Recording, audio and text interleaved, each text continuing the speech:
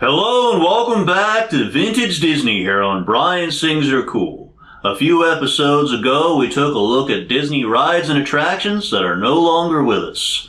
Well, a few more old favorites came to mind, so let's take a trip back to Walt Disney World. As I've said before, going to Disney was an annual event for my family. Every year was a chance to see what new attractions had come along, but it was also a chance to visit old favorites. The spooky spooks on the Haunted Mansion never failed to entertain me. And I was always down for a thrilling adventure on the Pirates of the Caribbean, even before Jack Sparrow came along. A number of these favorites are staples of Disney parks, and they'll hopefully never even think about closing them. But then there are the wacky experiments, short-run movie tie-ins, and attractions that just started showing their age and had to be closed that left their mark on me. So put on your Mickey ears, let's head back to Walt Disney World. Like with the last episode, I'll only be focusing on Epcot, Magic Kingdom, and MGM, as these were the only three parks for the majority of my childhood. So if everybody's ready, let's start our trip in Epcot with Universe of Energy.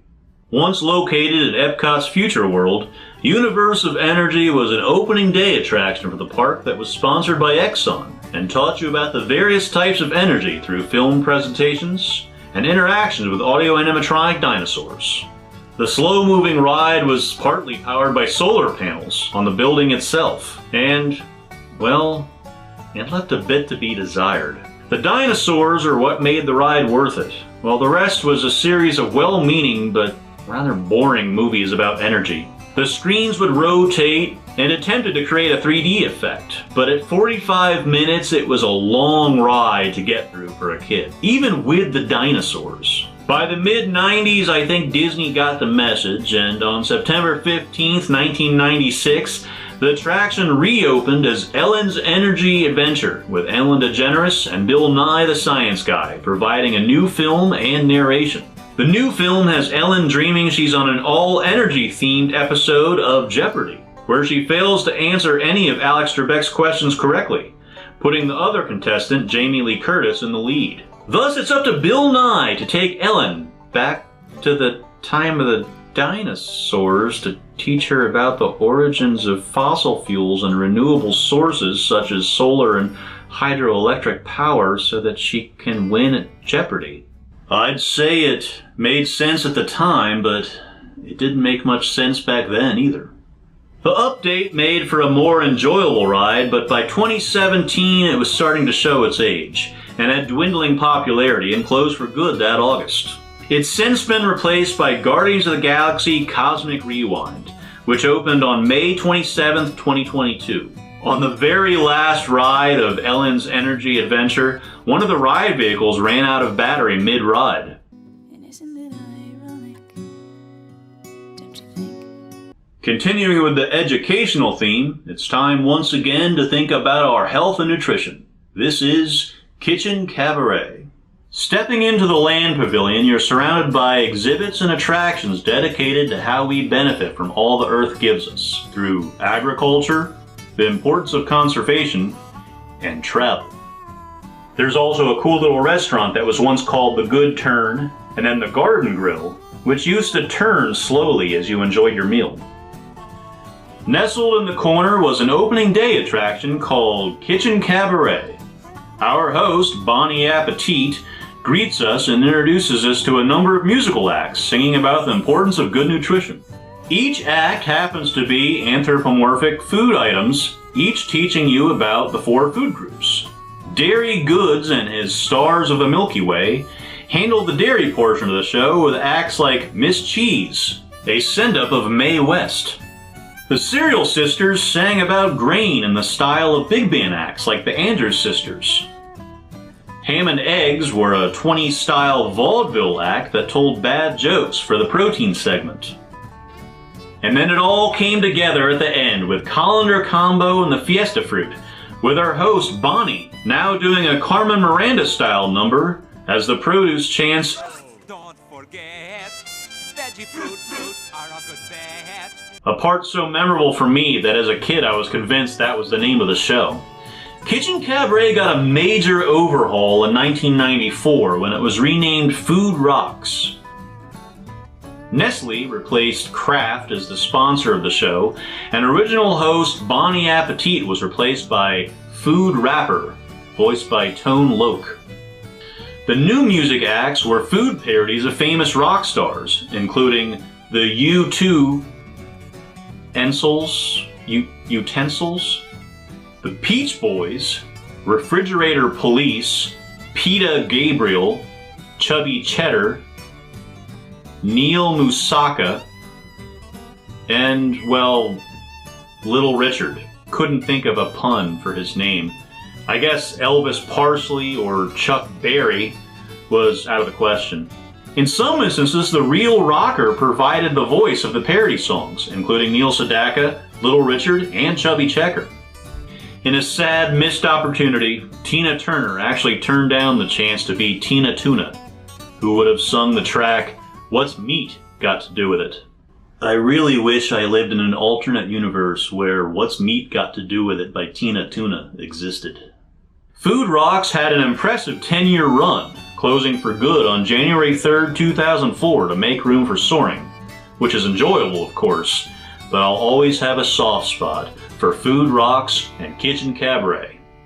With any long-running theme park attraction, changes are expected to keep things fresh. So starting on October 1st, 1999, when you now ride Journey into Imagination with Figment, what wonders do you see? This is one of our discoveries, the figment of imagination. Yeah, I know all about the senses.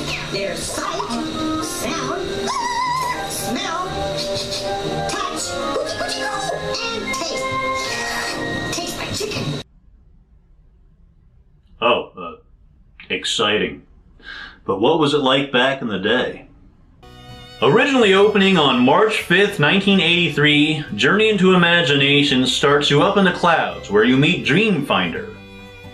Voiced by Scrooge McDuck's faithful butler, Duckworth himself, Chuck McCann. Dreamfinder is flying his steampunk-style blimp with a vacuum cleaner attached that he uses to collect dreams and ideas. He uses the machine to create a purple dragon named Figment, voiced by Billy Barty. And our adventure begins. We visit the Dreamport where the ideas are stored, then various rooms the imagination has created, like performing arts, literature, art, and science. My favorite was the literature room, which had a horror and suspense theme with many references to Edgar Allan Poe. After having your picture taken, the ride ends with you surrounded by a number of images of Figment in various professions, including a scientist, a superhero, a ship captain, a cowboy, and an athlete. All as the ride's inspiring theme song, One Little Spark, plays. As if that wasn't enough stimulation for your senses, it was then off to an interactive playground above the ride called ImageWorks. ImageWorks was rebranded as the What If Labs and moved downstairs in 1999, with the original space turned into a Disney Vacation Club lounge. And while the What If Labs are still fun, it's nothing like the original. ImageWorks sparked your imagination with hands-on attractions like Dreamfinder's School of Drama. Using blue screen technology, kids chosen from the audience would be put into an adventure with the Dreamfinder. They supposedly had multiple adventures, including a western, a fantasy, or science fiction, but I mostly remember the western. I tended to be pretty lucky being picked for these type of things. Figment's coloring book allowed guests to use paintbrush guns, kind of like the art segment of the ride, to color images of Figment or the Dreamfinder. They also had massive pin tables. This was kind of a weird fad in the late 80s, early 90s. You generally found these at gag shops at the mall like Spencer's, but for some reason it was the height of entertainment to make an impression of your face and hands with pins. I even got one for Christmas as a kid. Stepping tones were a series of color panels on the floor that you'd step on to make music. It was neat, but could become quite cacophonous if there were too many people in the room. There was also a similar attraction that allowed you to conduct an orchestra. When the ride was sponsored by Kodak, they had these little photo kiosks where you could attach wacky cartoon facial features to yourself and watch as they'd animate in a ridiculous manner. I always looked forward to this as a kid. The centerpiece of ImageWorks was a large tunnel that featured colored lights that changed as you went through. An impressive sight for sure, one that even attracted some celebrities. This would have been from around the time that Michael Jackson was promoting Captain EO, a 3D attraction that was shown in the same pavilion as Figment starting in 1986. The musical space adventure played for 8 years, being replaced in 1994 by another 3D adventure, Honey, I Shrunk the Audience, before making a brief comeback after the passing of Michael Jackson. After all these years, I still have my stuffed animal of Hooter. While I may see the initial attraction as more exciting than its revamp, just remember, one little spark of inspiration is at the heart of all creation. Our day at Epcot has drawn to a close. Let's head over to Magic Kingdom and check out some more lost attractions. The Timekeeper opened in Tomorrowland November 21st, 1994, in the building that once held Circle Vision films such as America the Beautiful, Magic Carpet Round the World, and American Journeys. Circle Vision 360 was a technology developed by the Disney Company that surrounds the audience with multiple projection screens. Epcot's O Canada is a fine example. Portions of Magic Carpet Round the World were reused for the Timekeeper attraction. The Timekeeper was different from other Circle Vision 360 movies in that it had both a narrative and an audio animatronic host. Timekeeper, voiced by Robin Williams, and his circumvisual photo droid named Nine Eye, voiced by Rhea Perlman, greeted you as you came into the theater, and then took you on a trip through time where we meet H.G. Wells and Jules Verne. Verne asks to be taken to the future, and the Timekeeper obliges. The remainder of the show sees Verne experiencing the modern world, till he's dropped back off in 1900, and we get a grand finale of Paris in the year 2189. You may wonder why the attraction is so France-centric, especially given the same theater had previously housed 2 attractions that were heavy on American patriotism. Well, the Timekeeper was in fact a Disneyland Paris attraction that opened there in 1992 as Les Visionnaires. The original, of course, featured French actors as Nine Eye and the Timekeeper, and was sponsored by the French car company Renault, thus multiple scenes featuring the car. The attraction had a Japanese dub as well for Tokyo Disneyland. In that version, the voice actor for Timekeeper was also the Japanese voice dub for Alf. Now I just want to watch Alf in Japanese. もうよしなよ。なんで金ばっかかかって役に立たないものをいつまでも置いとくのよ。慣れっこになっちゃうのに。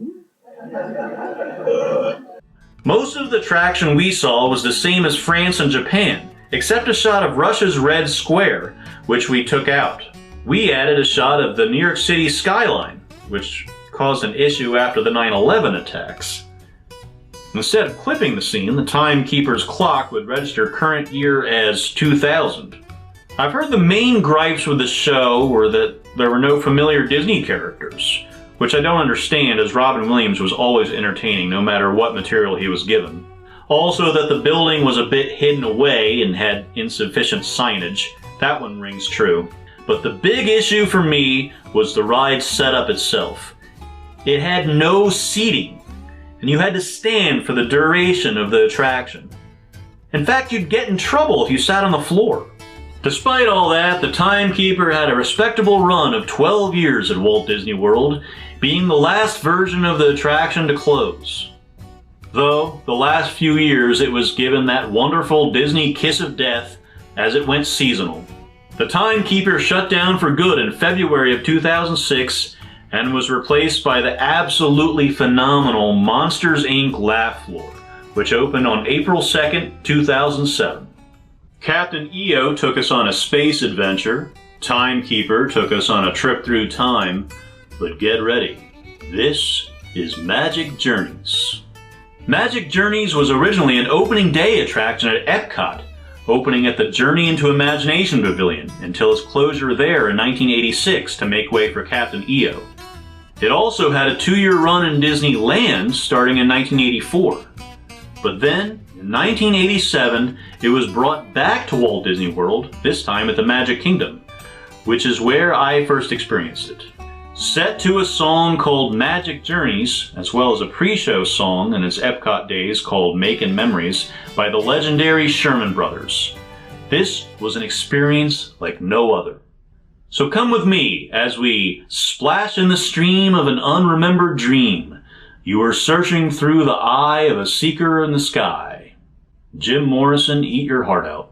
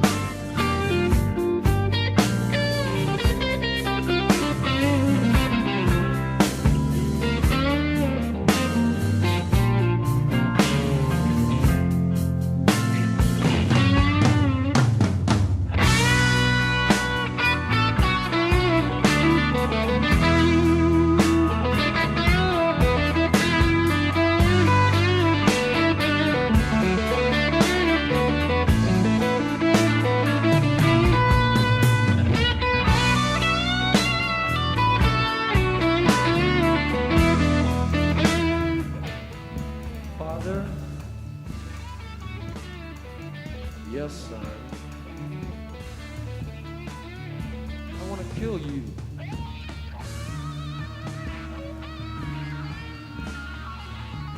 Holy crap, I think I smell colors. Magic Journeys played at the Magic Kingdom for 6 years until it closed in December of 1993 to make way for Legend of the Lion King, which closed in 2002 to make way for Mickey's PhilharMagic, which opened in 2003 and occupies the theater to this day. Mickey's PhilharMagic has the epic scale of Magic Journeys without those pesky flashbacks 30 years later. Once again, let's close out this look back at Lost Attractions with a visit to my favorite park, MGM. In my first Lost Attraction video, I talked about the Backlot Tour. In its initial form, the Backlot Tour had many different parts, and one that I didn't get to last time was the Lottery. The Lottery was a 1989 short film made for the Backlot Tour that starred Bette Midler and was directed by Gary Marshall. It was shown as you waited in line for the Backlot Tour and was meant to give a little insight on some of the tricks that go into film production. The small crew, including cinematographer Billy Williams, the man behind the camera for The Exorcist and Gandhi, shot the 3-minute short on February 3rd, 1989 at MGM's New York City Backlot. The episode of Superboy I spoke about in my last Lost Attraction video was partly filmed in the same area. But The Lottery was the first movie filmed entirely at MGM. Bette Midler plays a music teacher giving a singing lesson to a not-so-talented student when, to her surprise, the lottery numbers are announced and she realizes she's won.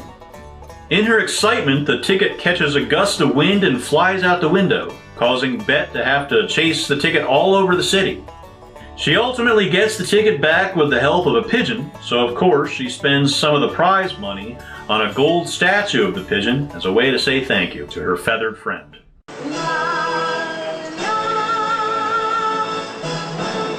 After the film and a behind-the-scenes featurette, you get to see props and sets used in the production, including the train from the film's climax.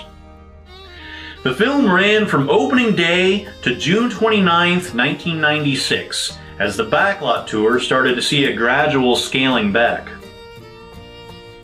The early days of MGM was a real immersive experience for film buffs, and with its creative storytelling and fascinating look at how it was all done, the lottery was a big win for everybody. When I look back on my childhood, there are times when I say, no, that didn't happen. I must be misremembering. I find that happens a lot when I think about Disney theme parks, because there were times when, bizarrely, they promoted non-Disney properties. Disney has had contracts with other companies to utilize their characters in Disney parks before and since. Goosebumps, Horrorland Fright Show, and the Teenage Mutant Ninja Turtle meet and greets come to mind. But one particular show is a real head-scratcher as to how it got greenlit. The 80s and 90s was a strange time when movies that were completely inappropriate for kids were huge hits with kids. Even stranger was that a film that gave us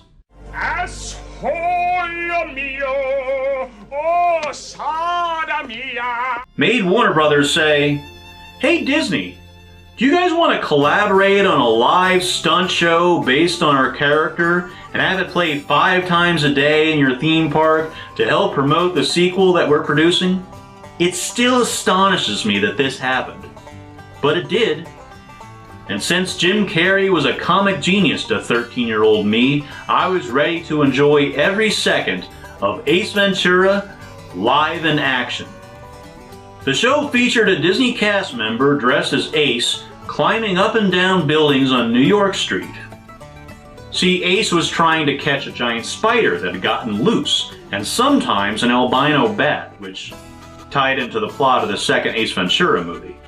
And it was up to kids in the audience to help Ace find the creature, all while making sure to include familiar catchphrases like, "Alrighty then." With Ace's latest case wrapped up, he would then pose for pictures and sign some autographs. That is, in fact, an Ace Ventura t-shirt I have on. I was a little bit obsessed. By the start of the new year in 1996, Ace Ventura Pet Detective Live in Action had run its course. The movie it was promoting was a hit, and kids my age get to look back on a magic time when Disney made family-friendly theme park attractions based on this guy. Do not go in there. Woo! In keeping with the idea of Disney attractions based on non-Disney characters, here's an example of Disney actually acquiring a beloved IP from a rival company. And, well, this is Doug Live. The story of Doug is an odd one. Not the show itself about a preteen boy's adventures and growing up, but the character itself has had an interesting journey. After 4 seasons, Disney's #1 rival in children's entertainment, Nickelodeon, decided not to renew Doug for a 5th season. The final Nickelodeon episode of Doug aired on January 2nd, 1994. Thus, the rights of the character reverted back to its creator, Jim Jenkins. In 1996, Disney acquired ABC, and then Disney CEO Michael Eisner set out to create a new Saturday morning cartoon block, which ended up being called Disney's One Saturday Morning. At the same time, Nickelodeon president Geraldine Laybourne left the company to become the president of ABC Television Group, and wanted to give Doug a shot at being part of Disney's One Saturday Morning. With promises of a continuation of his show, merchandise, and even a movie, Jim Jenkins said Disney made him an offer he couldn't refuse. With the change in network came an all-new name. Disney's version of Doug got the title Brand Spanking New Doug. The show kept its brand spanking new title for its first 2 seasons on Disney before simply becoming Disney's Doug for its final season in 1998. Despite the declining popularity in the show, Disney decided to produce a stage musical for MGM. Songwriters William Squire and Jeffrey Lawden wrote the music, while the show itself was based on the plot of 3 episodes from the Nickelodeon Doug instead of Disney's. The show had a $6 million budget and was performed 5 times a day after 10 a.m. with a 30-minute run for each performance. After the premiere of Doug's first movie, aptly titled Doug's First Movie, Guests of the premiere were introduced to the new stage show before it opened to the public on March 15, 1999. The show opens with Doug having a flashback about moving to Bluffington, where we meet all of the characters. Well, Patty, Skeeter, Porkchop, and Roger. I can only imagine Disney's budget for face paint if they included everyone. Though we do see various characters in cartoon form projected on a screen behind the actors. In the second storyline, Skeeter excitedly tells Doug their favorite band, The Beats, are reuniting, and a radio is having a concert ticket giveaway contest. Doug wins, of course, but confides that he wishes he could take Patty. Because of Doug's lack of confidence, he's unable to ask Patty, who ends up getting asked out by Roger. Leading to our third plot, a fantasy Doug has of being a superhero named Quail Man. It plays much like it did on the show, that is to say, very over the top and colorful. They even brought a kid up from the audience to play Quail Kid to help Quail Man believe in himself.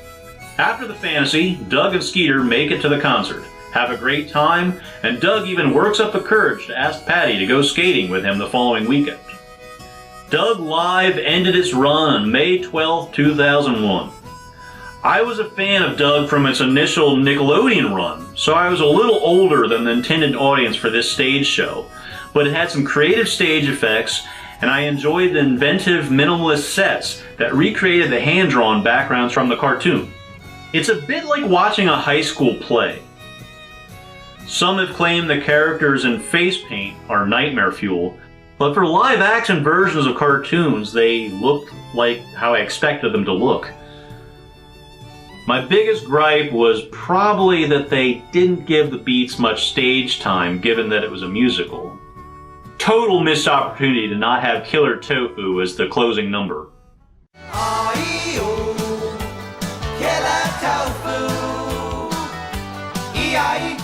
After Doug left, the theater began a new show called Get Happy with ABC, which was essentially just a preview show for upcoming ABC sitcoms. I haven't actually been in that theater since Doug left, but I remember the theater was vacant for a long time before reverting back to its original name and housing an all-new show based on American Idol, which ran from 2009 to 2014. I can't really speak to this because I tend to avoid American Idol like the plague, though I did have my picture taken in front. So there's that.